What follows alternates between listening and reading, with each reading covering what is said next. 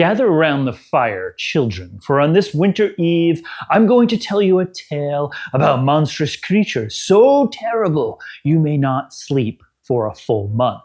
What creatures am I talking about? Well, gnolls, of course. Okay. I know what you're thinking. Gnolls? Those big, hairy hyena men of D&D that always seem to appear in every adventure as cannon fodder for second-level heroes. And so surely, the adventure I'm going to review today, Dungeon Crawl Classics Gnole House, obviously features a household full of these drooling hyena men. Well, no. The gnolls in this adventure might still drool, but they are not the gnolls you know. Curious? Well, I'm JC from One Shot Adventures, and today I'm going to review a subversive little one-shot, The Gnole House. That's Gnoll spelt without the double hockey sticks.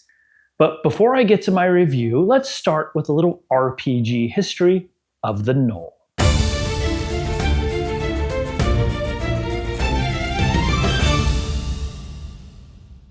Gnolls appear in the very first edition of D&D, where they're described as crosses between gnomes and trolls. Their names are lifted with credit from a 1911 short story by Lord Dunsany, How Nuth Would Have Practiced His Art Upon the Gnolls, a story where a burglar steals into a house of gnolls with a young apprentice. The burglar escapes, but his poor apprentice is left behind screaming. The gnolls themselves are barely described, but they're obviously not the friendly types. A second short story, 1951's The Man Who Sold Rope to the Gnolls, written by Margaret St. Clair, describes the creatures much more vividly, like Jerusalem artichokes made from rubber, with long tongues, fangs, tentacles, and eyes made of gemstones. In this story, an ambitious rope salesman ventures into the gnolls' home in the forest. He thinks he's made a successful sale, takes one of the gnolls' emerald eyes, and is promptly captured, fattened, roasted, and eaten. The gnolls here are true horrors. However, by 1977, in the original Monster Manual, Gary Gygax reimagined the gnolls into hyena men. He said that he changed them on purpose from his own imagination, a change to better fill the gap in humanoid opponents for higher-level PCs. And the gnolls' early 20th century origins were largely lost to time. But Dungeon Crawl Classics prides itself on unearthing and mining old-school fantasy material. DCC Adventures do a wonderful job capturing the terrors and dangers of the sword and sorcery and weird pulp fiction that inspired early role-playing. And so the adventure I'm going to talk about today, Gnole House, pulls its monsters directly from the original lore. The gnolls are not hyena men, but weird, green-furred, intelligent cannibals with gemstones for eyes. But is this twist enough to thrill your players when there are so many fantasy adventures you can run? Well, grab your wagon and rope brochures, because not only am I going to give you a full review of Gnole House, I'll give you GMs some tips and tricks on how to run this adventure like a pro.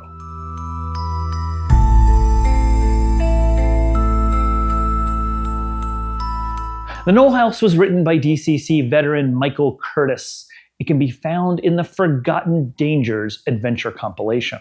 It runs about 7 pages and can easily be run in just one session, as there's just a single location, the Gnole House. It's designed for first-level characters. The setup of the adventure is this. The PCs have heard of the gnolls. Bizarre creatures that prey on men, are known to stash valuables away, and therefore make strong targets for a band of adventurers. Let me make sure I heard that right. Cannibal monsters living alone in the woods, sitting on stashes of gold, gemstones for eyes. Why, that's not a dungeon. It's a piñata that screams. I personally found this default setup a little underwritten, so I added some more background, which was also heavily implied by the text. I had my players stumble upon a young man on the road near a forest who's looking for his uncle. I called him Uncle Dunn. He was a merchant who was desperate for money and ventured into the forest to sell rope to the gnolls, who lived in its shadows. Uncle Dunn hasn't been seen in days and days, so this gives the players an NPC to explain about the weirdness of the gnolls, as well as a bit of a mystery to solve. Who are the gnolls? And where's poor Uncle Dunn? Oh, please, Mr. Gnolly. I'm not as tasty as I look. The tone of this adventure is a dark fairy tale, and I'd encourage GMs to describe it as such. The creepiness of the deep dark woods, chimes in the distance, unusual creatures that have never been seen before by man. I had my players stumble upon weird fairy rings on the way to the house, and they even spotted a deer with rabbit ears that kind of unnerved them. But as they got closer, the darkness came out, and they would find little gnawed-off elf finger bones just off the path on the way to the house. The Gnolls who live in this house are strange creatures sticking very much to the original lore. All but one are lesser Gnolls. They're man-sized, hulking creatures that sort of resemble apes. They have beady, piggish red eyes, long ribbon-like tongues, and some even wear accessories like hats or belts. I always make sure one of them is wearing the hat of poor Uncle Dunn, who was roasted and eaten here. There is a greater Gnoll in the adventure too, but I'll get to him in a little bit. The Gnolls keep watch of their house with a scout, hidden away in the hollow of a tree, who rings chimes to warn the Gnolls inside of possible invaders. One ring per adventurer who approaches. It's doubtful the players will find this guy. He's really well hidden away, meaning the Gnolls will be ready for the players when they enter their home. The Gnole House is small, just 2 stories and a cellar. It's about 15 rooms in total. It's very cleverly designed, with the center of the house being a hidden hallway with ladders that let the Gnolls traverse up and down the house to make it easy for them to ambush the players. And you, as a GM, need to use this. I ran this adventure like an alien adventure, with the Gnolls just out of sight for most of it, waiting for the perfect moment to ambush someone, perhaps dragging them away into their secret hallway to eat later. Don't just run this like a typical dungeon, letting players clear room after room. The Gnolls know their house better than you even do as a GM, so play them intelligently like the best ambush predators. There are only about 6 Gnolls in the house, so use each one very carefully. The Gnole House is a mockery of a human house, so it has things like dining rooms and kitchens and parlors and bedrooms, that sort of thing. But there's evil stuff hidden away in the normalcy of it. The kitchen smells like warm baked bread, but it's actually ground from the bones of humans. There's pickled meats in the pantry, and it isn't from cows or pigs, let me tell you. There's a beautiful painting in the dining room, and it shows the Gnolls celebrating Thanksgiving or something like that, but carving up a poor man. Dangle these dark observations for your players well before the Gnolls attack to better build the fear up and let the players wonder what these creatures are really up to. There are a few traps in the house, simple things like floorboards with hinges on them that drops the PC's legs into spikes. Don't worry, friends. I've survived 3 of Grimtooth's dungeons, and I know Gnollies are too stupid to set traps. Ankles! The adventure also gives treasures early on, such as emeralds found in a curio cabinet. Emeralds that are the spare eyes of the greater Gnoll who lives in the basement, who will sense that his eyes have been stolen and target that thief brutally as the adventure goes on. This is a detail hidden away in the adventure, but don't forget it. If the first floor is to set up the horror of the place, the second floor is really where the adventure gets going. Most of the Gnolls are up here, hidden away, waiting to strike as the PCs explore their bedrooms. And one of my favorite encounters is on this floor. Locked in a spare room are these 4 gnome-like creatures called the Gibbelins. The Gibbelins routinely trade with the Gnolls, but they're terrified that the PCs have entered the house with the intent to kill the hosts. The Gibbelin leader just wants to talk his way out of the situation, but his allegiance can change on a dime. He doesn't want to anger the Gnolls, they're his trading partners, and he certainly doesn't want the PCs killing his party, so you as a GM can use these guys in lots of different ways. First, I always have them reveal that the leader of the Gnolls lives in the basement, just to make sure that the PCs don't accidentally miss this fact and miss the basement.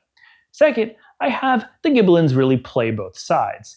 They'll give their wares away in exchange for safe passage out of the house, but they will be noisy about it, giving the Gnolls a perfect opportunity for an ambush. Oh, and 2 of you will be escorting me out? The wizard and the man in plate mail with the axe. I use this technique to lead my PCs into the perfect ambush just outside the house with these guys, with the gnolls dropping down on them from the windows as soon as they left. There's also a really fun magic item on the second floor, a harp whose strings bleed when played, which creeped my would-be bard out in a big way.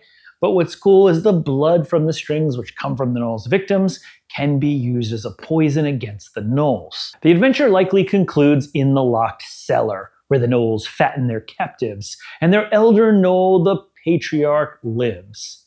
Getting into the cellar requires a key from one of the bedrooms, which then forces the players to really explore the house, which I like. But I will warn you that the adventure also lets the players pick the lock to the cellar with a DC 15 check, which means it is possible for a party, mine had 2 thieves, so this was a real good chance, to break into the house, walk into just a room or 2, and find the final boss within minutes. So I increased the difficulty of this lockpicking check to 20, just because I really didn't want my players to shortcut the adventure. Here in the cellar is the Gnolls' century-old patriarch.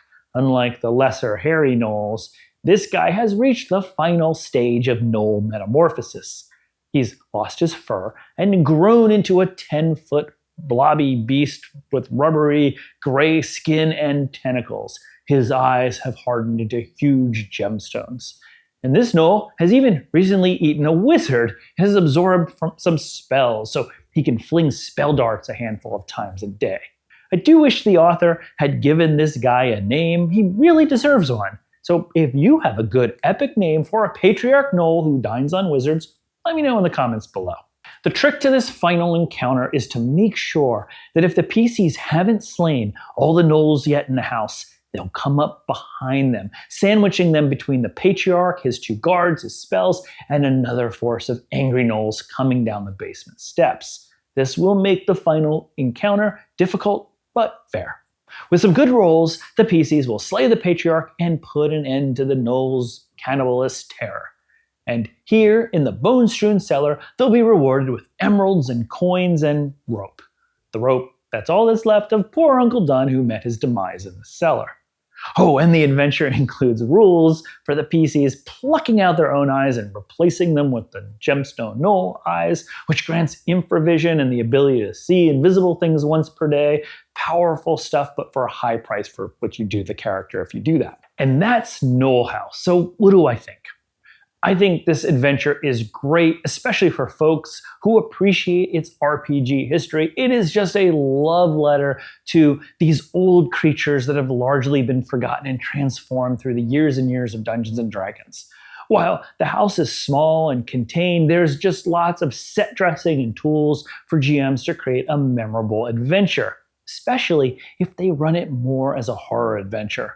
Slow burn the beginning, hit your players with the stories of the gnolls and the horror of human remains in the house, then ambush them cruelly from all sides. Remember, they have no idea what the heck these gnolls are, and I promise you this works. They'll be terrified the whole time.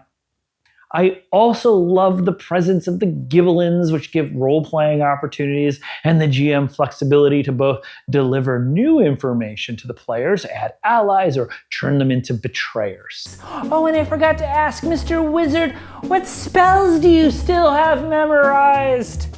And the final battle is challenging, and if you remember to use the gnolls that the PCs missed along the way, like that one in the tree outside, it will make your players pay for overlooking foes as they explore the house. My only hesitation is that I do think this adventure works best with smaller groups. I ran it with a pretty large group. It was 6 players, maybe even 7, and I found it very difficult for so many heroes to fit into such a small setting. And it made it harder to set up interesting ambushes when everyone was walking around in packs. I did make it work, but in retrospect, I think if you have a large group, you probably want to skip this one and pick one of the other great DCC first level adventures instead. But for 4 players or less, it's going to be fantastic and scary. So overall, this adventure is a gem. And if you're looking for an adventure that will please both veteran and new players alike, check it out. If you enjoyed this review and want to see more like it, don't forget to like and subscribe to this channel. If you don't, I'm going to tell that greater Gnoll where you live. Until next time, I'm JC, and just remember, when a house smells like fresh bread in a horror adventure, you're not the guest, you're probably the ingredient. Knock not on that hungry door, nor meet those emerald eyes. For those who dine with Gnolls tonight are what the Gnolls devour by sun.